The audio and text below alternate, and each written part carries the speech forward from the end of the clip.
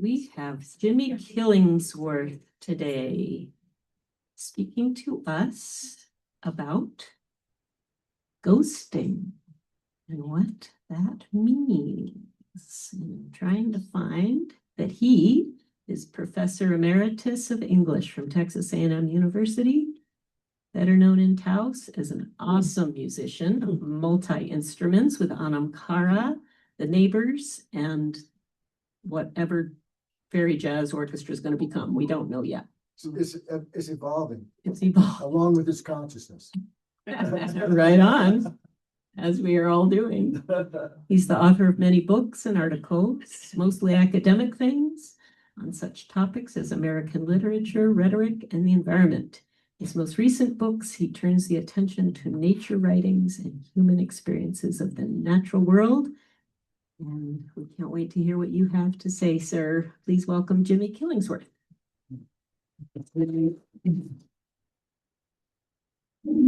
Thanks to everybody. And thank you in particular for inviting me back. It's always good to get a first invitation, but to be invited back is a true honor.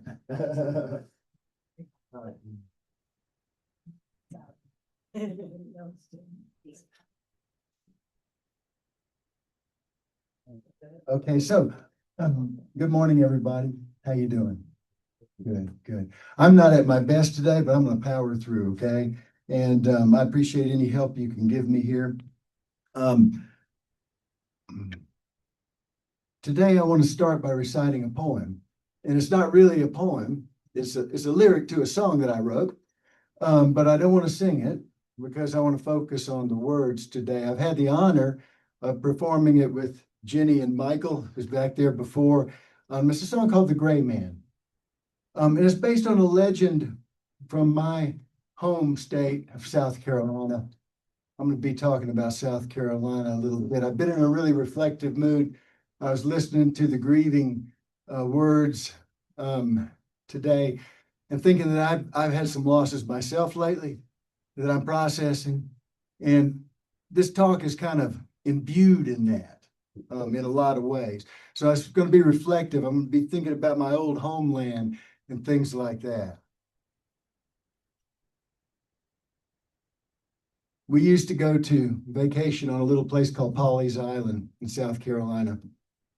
And Pawleys has a legend about a ghost. And the ghost is called the Gray Man. And the Gray Man is a really not very good ghost story, honest to God, but somehow it has survived, okay? And it's just like it's only part of a ghost story. And this is the story. It's not really even a story. It's just a thing, a phenomenon, okay? If there's going to be a hurricane, you're living on Pawleys Island. If this figure, the Gray Man, appears to you before the hurricane, your property will be spared. That's it. Now, the Gray Man has been described in various ways. He wears gray clothes, but he also has a gray look about him. Okay, nobody quite gets this. Like he's a ghost, you know. And that's kind of it. So I thought, this tale has survived, and people have loved this tale for a couple of centuries now. Let's give it a backstory, and let's fill in the blanks a little bit. And so, in addition to the grieving kind of tone that I'm going to share with you today, I'm also going to talk about romance. And I mean romance in two senses. One sense like romance, like the romantic poets, the old sense of the individual and the immersion in nature and things like that. That's romanticism, you know. And then the newer sense of romance as having to do with courtship and love. Okay? And I want to invoke kind of both of those senses because ghosts are about both of those. They're romantic, the old romantic tales of the ghosts, okay? They're all over the place from the early 19th century on, okay? But it's also about love in some way. Because to me, ghosts are about losing the thing you love. And that ghost is still there in your heart. So here's the point. The Gray Man. when I was just a fisher girl on the island by the sea. I met a youth from who knows where who vowed his love for me. His eyes were gray, his hair was gray, the color of the sky and sea. He walked with me along the coast in the land of the live oak tree. One day he came and we walked out along our usual way. But a storm came up and he grew pale and he said to me, "Make haste. Take your boat and your family. Go to your mainland farm." As we rowed away, he stood his ground, a charm against the storm. When the hurricane had spent its wrath on the island by the sea, we found our place unhurt by wind, from water and damage free. As for the youth who warning gave, he was nowhere to be found. But I felt him safe, his spirit there, in the island's very ground. In latter days, the legend grew in the islands by the sea, in the island off the main, of the strange gray man who came to warn of storms and hurricanes. His eyes are gray, his hair is gray, his countenance severe. And in his eye, if you dare look, you'll see a lover's tear.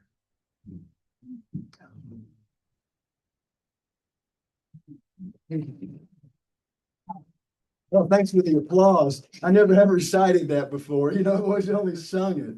Hearing the music. Yeah, no, she's over here singing it to, singing the harmony to my. It's almost busted in. I restrain. Restraint is so beautiful. It's so difficult.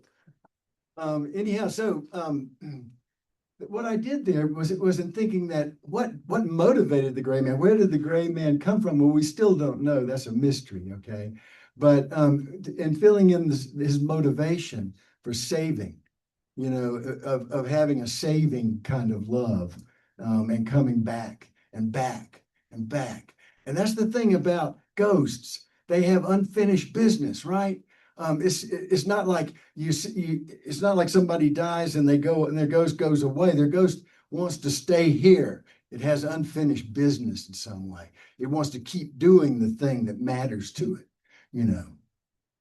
That's the way it goes. I have to confess that it was only this week that I figured out that I have another story that I'm going to tell you, also a romance.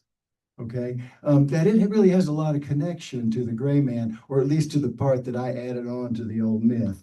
And I'm not sure exactly what that connection is, but I think it might come forth in the telling of the second story. This is about a girlfriend of mine in high school. But let's don't call her a girlfriend. That underrates it. She was a very special person to me. And we'll call her the gray girl. The gray girl. Now, the gray girl and I, all through high school were friends. We met as student government. I mean, we were the most bourgeois, middle class people that you can possibly imagine. We were met as student government, for goodness. Who's in student government, really? The biggest dorks you can imagine. But back then, it was also a place where you could hang out with fellow intellectuals. And there weren't too many of those, in my high school. I don't know about yours, but that's where we met. And we were friends our sophomore and our junior year. And we both had a boyfriend and a girlfriend who were a year older, okay? And so in our senior year, that little group that we all hung out with, those two went off and there we were, okay? And everybody else was a couple. And so we sort of became a couple, all right? And that's the way we sort of fell into this relationship, and we never really got over being friends. That's what it was about. And so we would go to the dances, and we were kind of absurd because she was just on the other side of 5 feet tall, and I was, very big. And by comparison, so our prom pictures look really ridiculous. There we are, and I look ridiculous anyway in a tuxedo, rented tuxedo, and there she is. And there I am. It's like, did you bring your little girl to the dance or what? Somebody actually said that to us once. We went to a movie and it was an R-rated movie. Somebody said, Killingsworth, why would you bring your daughter to it? That's my girlfriend, man. All right. Or little sister, I guess, was back then. Anyhow, so she and we had a wonderful time. And we really were in love in an intellectual way. We shared the life of the mind together. We read things. We listened to music all the time and analyzed it minutely, and did all these things together. We supported each other in ambition. She had political ambitions, which continued after we departed, and she never ran for office, but she was deeply involved in the Democratic Party in South Carolina. But she was always interested in politics and very good at it, whereas I was more of a kind of a intellectual that wanted to go off somewhere, wanted to use my mind as like a flying carpet and go off to other places, not to apply it to something as mundane as who's going to win the next election. I wanted to be transcendental. And so we were a pretty good combination, actually, because here she was pulling me down. Let's talk about the next election. Let's do this, let's do that. And here I was going, let's go away from that, and we were pulling each other like this in a quite very nice relationship. But then came the time when we were going to go to college, you see. And back then, most of the people that I knew, went through high school and then went to college. And we went to two different places. It was sort of symbolic. We were from Greenville, South Carolina, in the upper state. She went to college in Columbia, down in mid-state. I went to University of Tennessee, up to the northwest. So our two colleges were here, our old home place, and our old, romance was still right here. So how did we deal with that? Well, our romance still centered here. When we came back to Greenville, we would get together and do things, and we would always promise to do more. Next month we'll do this and that. Often that didn't happen. And then we would also go to each other's place. That was fraught. It was like we never got together in those places because our place was back here. Somehow. So anyhow, we began to drift apart, as they say, right? And ultimately, we only saw each other very, very rarely. And yet, I dreamed about it. And I've never dreamed about a woman as much as I dreamed about her, or any person, really, except for my own mother, maybe, or my dad, or something. And it was always the same kind of dream. It only happened a few times. I'm not a big dreamer, or I don't remember them anymore. It only happened a few times. And the one time that I remember very distinctly, we were in Greenville. We had come back there, and I was old. I was like 50, but I was still back there, and I was still acting like a high school kid. It's like I re-entered that world. And I said, I'll go over and see the great girl, that'll be cool. I call her up and go over there and we hang out. We drive around like we used to. We talk about what we're reading and everything. And then when we part, we promise to get together. And I'll say, I'll come down to Columbia next month. I need to do that, okay? And then it's like in my dream, this moment just becomes, blows up like this. And it's a couple of months later. And I went, damn, I forgot to go see Great Girls. And that's the way the dream ends. I wake up going, I just forgot to do it, What had I done? I had ghosted her. Now, that's not a word we had back then, but that's what it's about. When you leave you neglect somebody or you're moving on, but you haven't quite admitted that you're moving on. There's still something of them in your life, There's a ghost of them in your life. That's what it's about.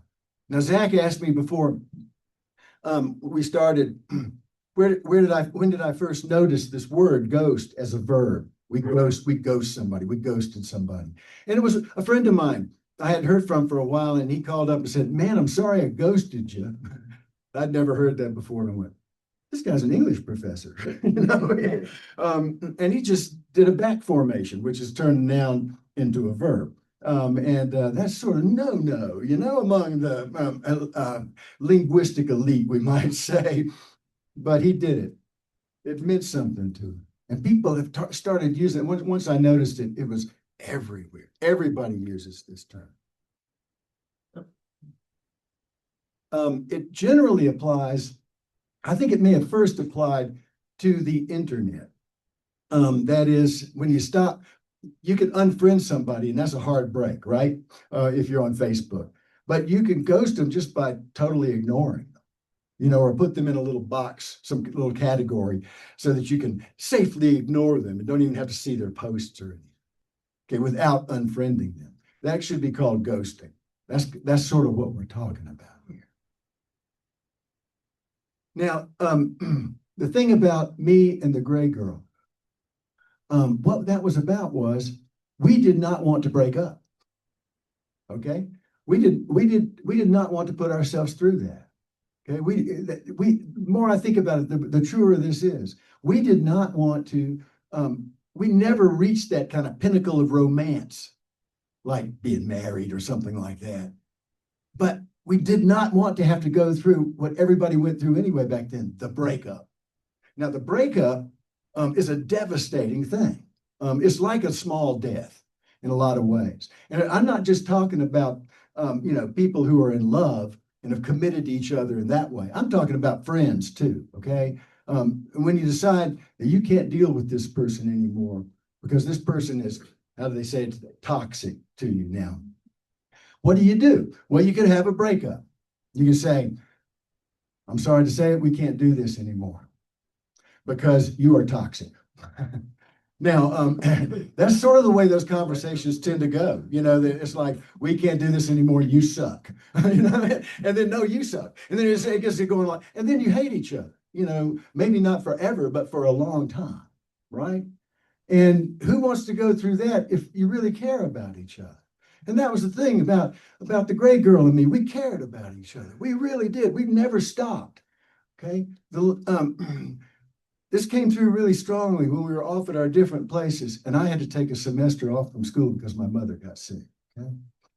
And I had to take care of my younger siblings. Well, she made a point of coming home every weekend during that time. She helped my little sister sew the hem on her pants one night, for goodness sakes. That's what we're talking about. We're talking about caring, okay? Wanting to help that other person. That's what it was about. Why should we put ourselves through a breakup and spoil that? You know, when that's something that might just sort of continue. Well, it did, okay? When my father died, I looked up at the receiving line. There she was, that gray girl. Recognized her immediately. We hadn't seen each other in 20 years. And she appeared to me then, you see, at a moment of need. And this is the way it often happens. People that you have ghosted or have ghosted you, they kind of reappear into your life and they take on substance again somehow. Now let's talk a little bit about what's the difference between a ghost and a person. I just used a word that Zach will like because he loves an abstraction. Substance, okay? To me, you know, substance is what is the opposite of ghost, okay? If you're nothing but ghost, you lack substance, okay? If you have substance, you're a person, you're present, okay, in some ways. So what we have stopped being to the person that we ghost or we have turned them into is something without substance that doesn't require our action on the earthly plane, sort of. They're sort of like a memory, but it's stronger than a memory because they still have the potential to substantiate, to come back and appear to you. So for me, we ghosted each other because we didn't want to break up. We didn't want to go through that harsh ritual of breaking up and hurt each other. We didn't want to hurt each other. And so we just kept drifting apart until we lacked substance to each other anymore. She's still alive, happily married to a man in Maine. Okay, and I know that not directly, but only through the ghost transmission lines. In other words, my old friend's gossip lines. And this is the way ghosting has come to have meaning for me. And I think we tend to think of it as a negative thing. I ghosted you, meaning I neglected you. But what if ghosting is just a way of letting it drift apart.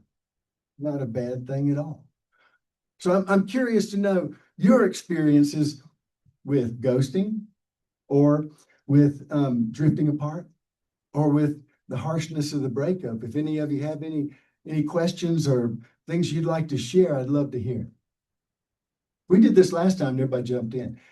It seems like even if it's not negative, there's still a feeling of loss. There's still some. Oh, absolutely. Every time I think of Ghost Girl, Gray Girl, I get Ghost Girl. I get there's a Korean show called a K-drama called Ghost Girl. That's really funny. I recommend it. But Gray Girl, every time I think of her, is with a melancholy part. Because I mean, we aren't together. We aren't doing the things that we used to do and love. Okay, but we don't hate each other. We still have that thing between us in some ways. If she showed up tomorrow, we could start talking about Simon and Garfunkel, I think, or something like we used to. Anybody else have a comment? I have some more things to say, but I wanted to take that break, give you a chance. You have any questions about anything I said? That's sort of a self-imposed idea about what your relationship was supposed to be that doesn't get met versus the actual relationship itself.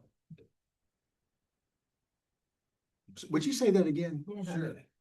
Isn't that a self-imposed idea of what the relationship is supposed to be versus how you're actually relating when you're in the moment together? No, I think I've got that. I think it's true that what she and I, Gray Girl and I, had together didn't really meet the criterion of being lovers or partners or whatever.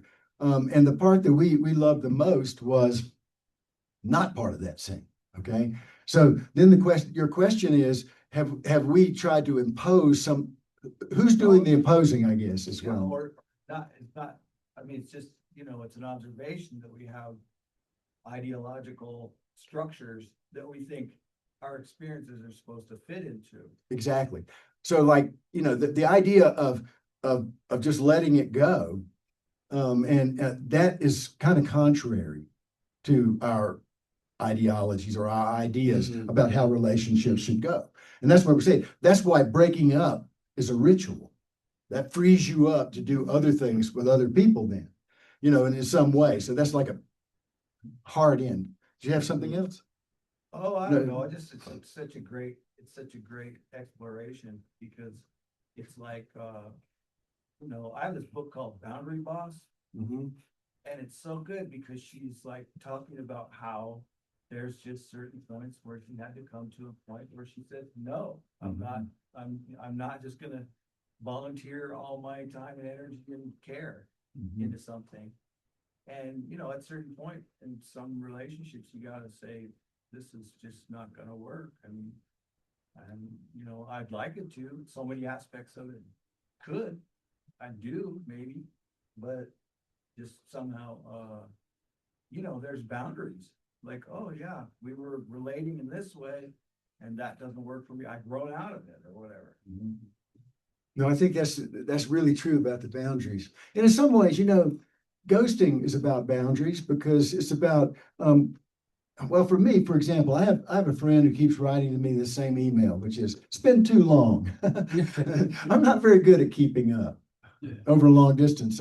It takes all of my energy to keep my family and my friends and everything on the same track right here, So my friends who are like hundreds of miles away and all this, it's been too long. But I haven't brought myself to say to him, man, out of sight, out of mind.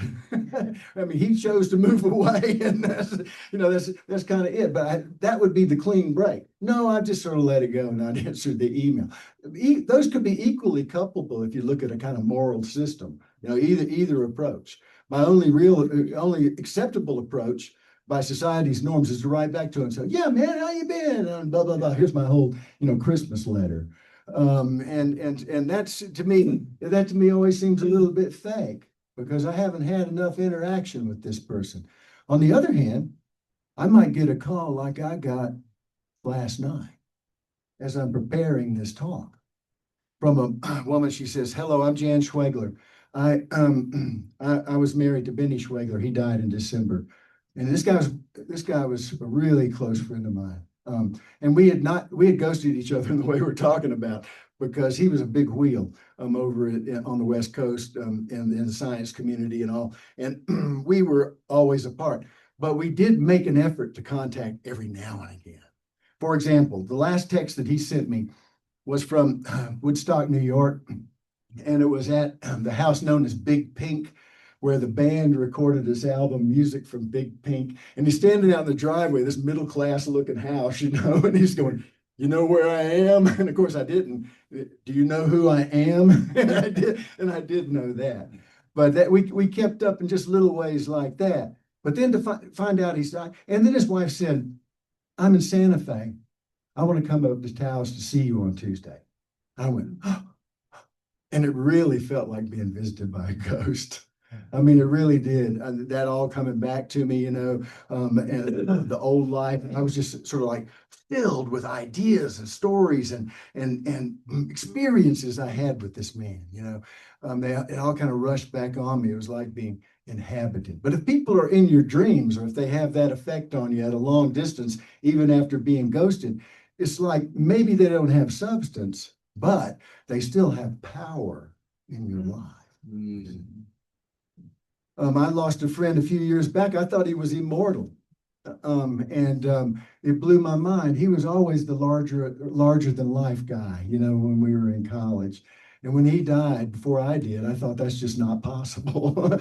But again, he had something akin to substance. Now, what is that? This is where I want to go.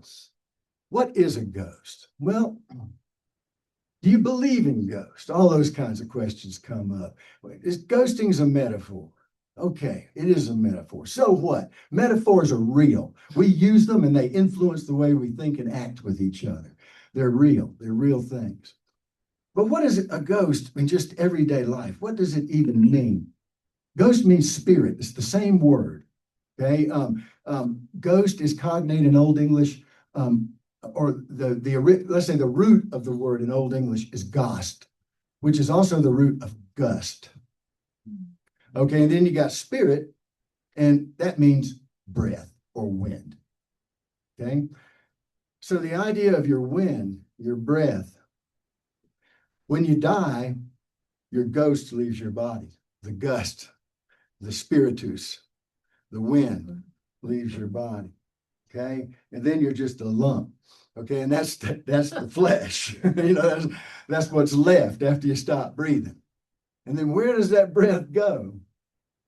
Okay, now that's what we call spirit. And it leaves the body. And we have these experiences that people have of rising up above their bodies, looking down.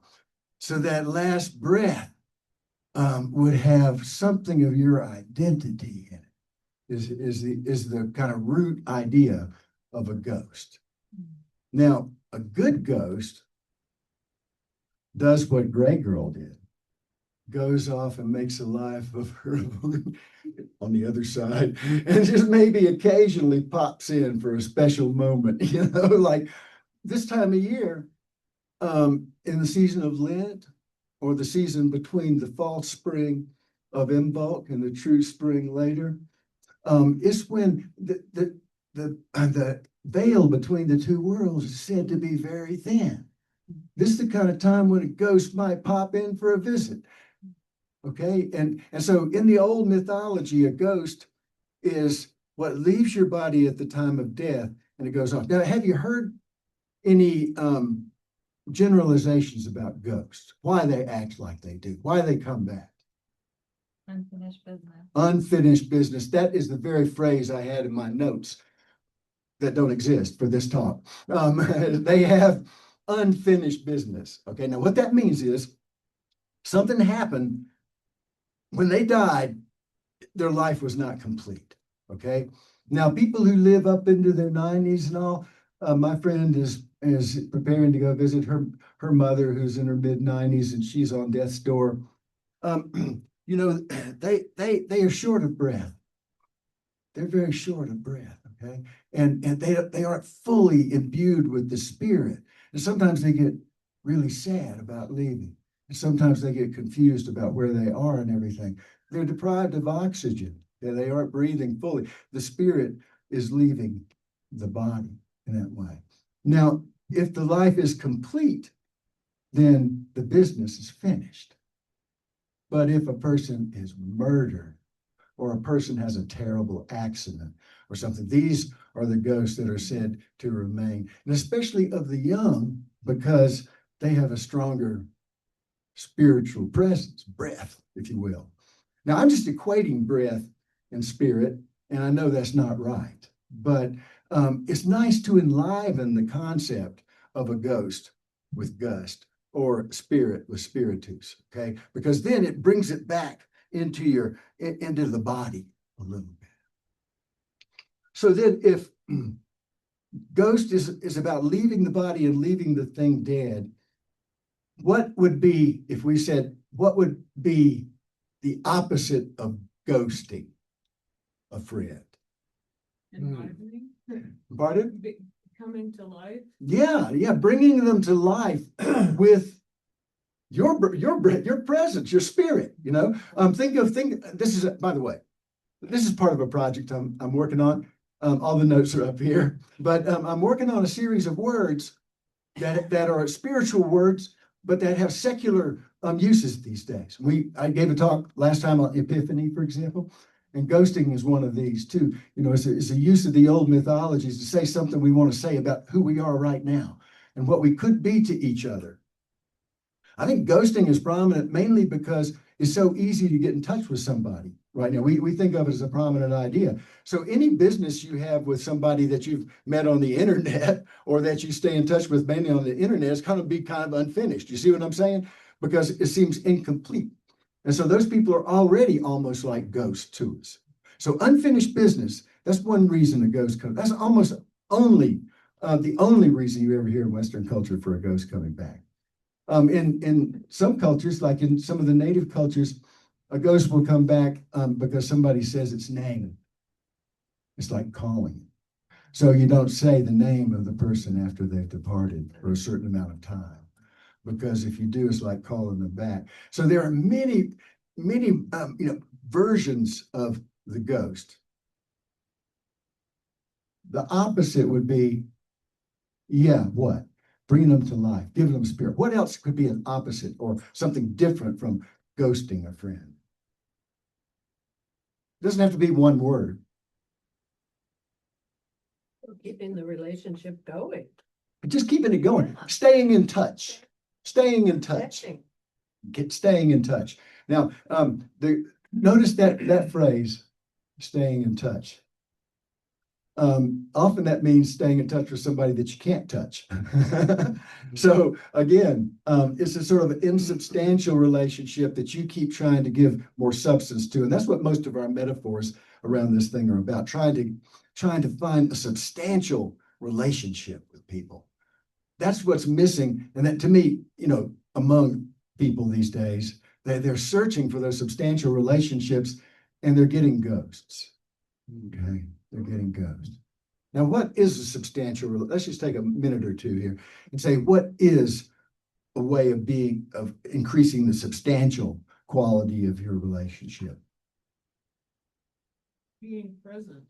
Being present, just offering yourself there, at a time, helping out, being present, Relying on each other, and never letting that go one way. Because that's another way of ghosting somebody, actually, is just putting them into a role. And that role it's not really their body. That's just what you want them to be. Okay, what else? Anything else about these relationships? Now, something about, why do we say ghosting rather than something like, I'm moving on. Instead we say, I'm ghosting him. What advantage or what does that do for that expression to say I'm ghosting him? Gives it power. It gives it power, rhetorical power, right? Or poetic power. Yeah. It means it's dead. Hmm? It means it's dead. That's right. Totally.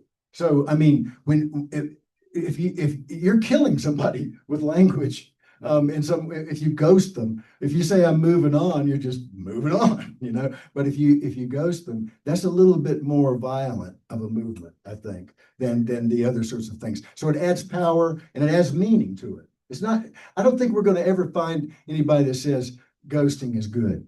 I think that we'll probably say that moving on is okay. No, there's like people that if you start looking at like people that are in narcissistic relationships, and they have to get to a point where they say, no contact. We're done. I can't do it because everything that you say is co-opted into their Narrative. They're using you, you know? Yeah. And so some people, I think it's a necessity. I would say it is a positive at that point. Yeah, I think so too. And here's another thing about that. I want to confess to you, my friends and neighbors at the community of love. I want to confess to you that I ghosted somebody recently, intentionally. And it was like this. Yeah. It was one of these, poisonous relationships. And I said, if I confront them with this, it's going to be so ugly. And that person's going to hate me forever and spread vile rumors about me. And there are so many out there already. You'll have to get in the queue for that. But yeah, so it just seemed like the best course. And here's the interesting thing. We've had a couple of contacts on business matters lately, and it just went fine. And it's like he's accepting being ghosted by me. He wanted to be. That's what it comes down to. So, I mean, it's interesting. The thing about the language is that it's interesting how we try to give power to this thing. Okay, this is serious business. It's not just saying goodbye. It's ghosting. But it's not breaking up, because breaking up has the ritual associated with it. That's too painful.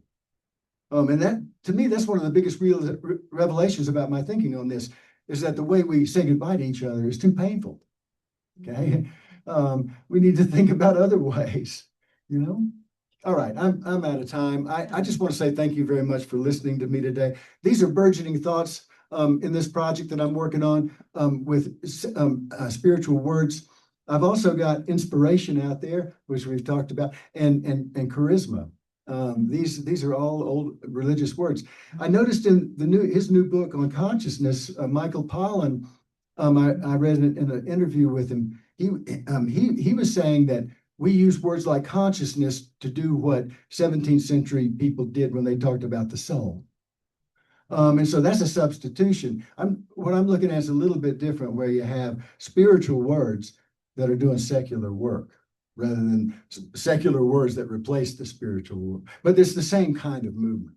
That book really promises to be a good one, I think, by Michael Pollan. All right, thank you. Can I just say? Sure, please. One thing Jenny said, ghosting is like dead. I've had people doing that to me a bit lately, and I think it's not like death. Death is final, and you can kind of memorialize it and move on. Ghosting to me is much crueler. It's really a way of haunting the other person. And in my case, because I tend to blame myself, feeling full of guilt that I did something wrong and I don't know what, or confusion, like, are you okay? Are you just busy or what?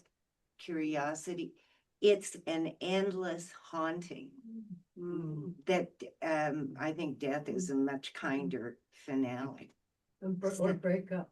Yeah. Yeah. Breakup So might be the breakup, that's the advantage of the breakup. We should have brought this up, Yeah. which is that it gets everything out in the open.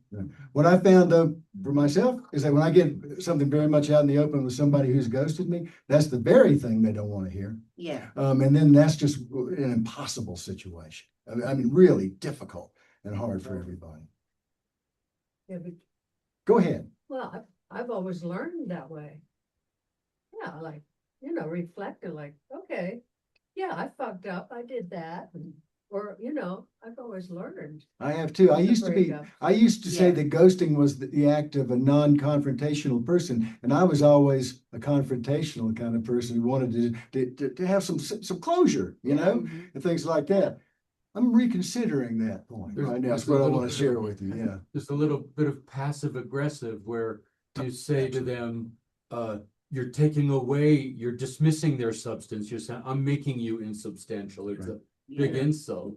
That's right. It can be that way. I think it's really mean. It can be. And it's, to me, it's symbolic of the lack of communication that technology that's supposed to increase communication Yeah. is actually destroying. The idea of staying in touch, Yeah. you know. again, It's a yeah. skill. Jenny, thank you. Thank you, always.